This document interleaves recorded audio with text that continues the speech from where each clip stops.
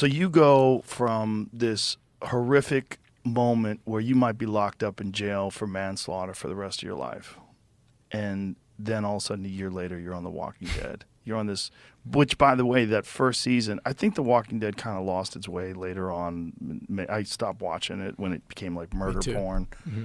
But the early seasons, especially like season 1, god damn, was that a good show.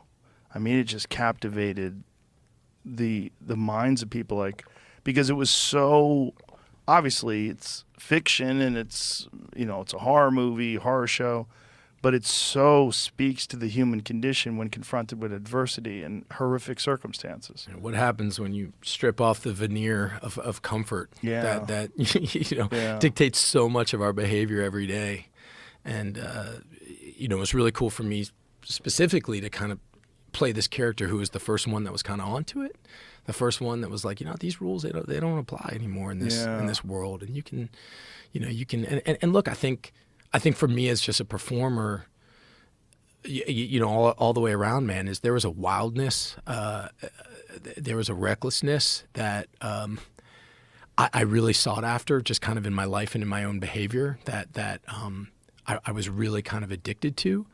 But it always led me to really kind of horrible ends, and I was a real big fuck up, but I found something with this where I could take all of that and put it into work, you know? And it, man, it's been that's been my where sword, the man. Depth of that character comes from, right? I mean, that's the advantage that you have of having all those fuck ups. Yeah, I mean, I think so, and the advantage of you know, I also think I'd be curious to hear what you thought about it, but I you know now you know you are who you are. It's like your intentionality. I think intentionality is so important. You know, like where are you when you begin? Like what is your goal? Like why'd you start this thing in the first place? And always kind of going back to that. And to keep yourself honest. Mm-hmm. You know, when The Walking Dead started, there was no craft service. There was no it was like a bunch of us in the fucking woods. It was like Frank Darabont. He had done Shawshank Redemption. He had tried to get the show on HBO. They said no. AMC had like Mad Men and Breaking Bad. They're like, all right, we'll do your shitty little zombie show. We'll pick it up for 6 episodes, which basically means we don't really believe in this thing at all, you know?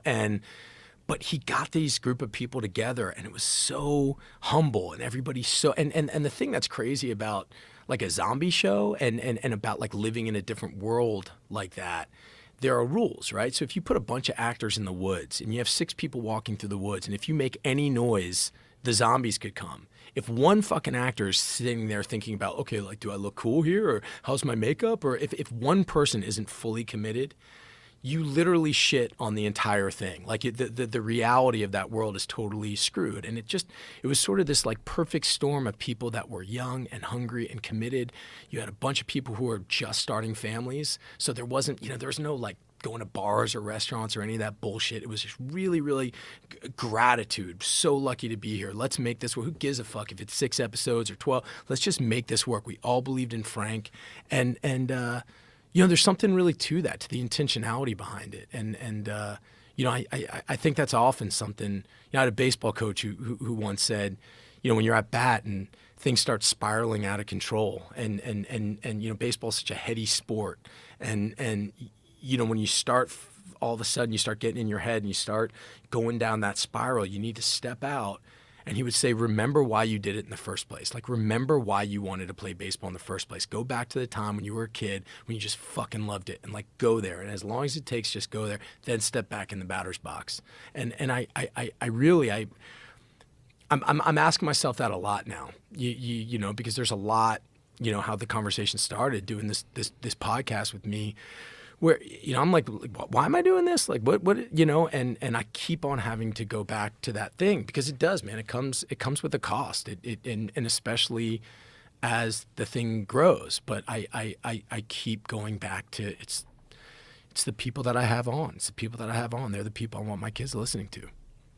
Well, you're doing an amazing job with it. And I think having these crazy life experiences and these journeys that you've gone on in your own mind, it really works well because of that, because you're very charitable. and you're very compassionate, and it comes through. It's very obvious that you have a more balanced view of what human beings are capable of than the average person. I appreciate you saying that, man. I think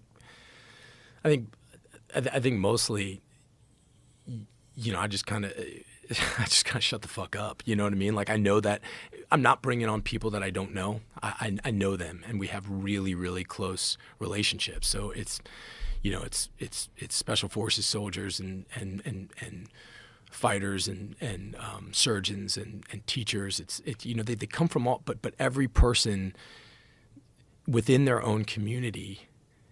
It's not just that they have this job. It's like, I know them. I know how respected they are in their own community. I know how much they've given me. I know how much they've added to my life, how much value they've put in. And again, it was coming in this vacuum when I just really saw, fuck, man, we are listening to the wrong people. Everyone's just like spouting out all this bullshit. Like, these people know, man. These people know. And I'm not saying, hey, they're the end all, but on this subject, they've been there. I promise you that. They've really been there. And I think it comes also just in the way that I work as an actor.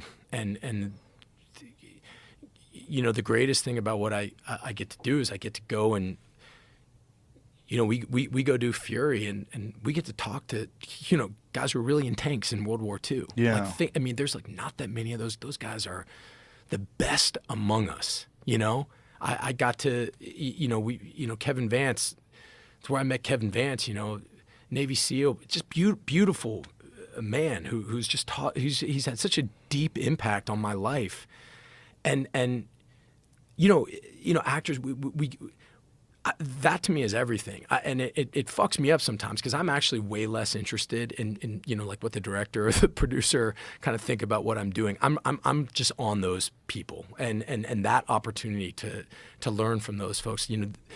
You have somebody, whether you're a vet or a police officer or anything, you open up to somebody, you bring them into your world. Like, that's sacred, man. That's a trust that I really, really, I really value and really means something to me.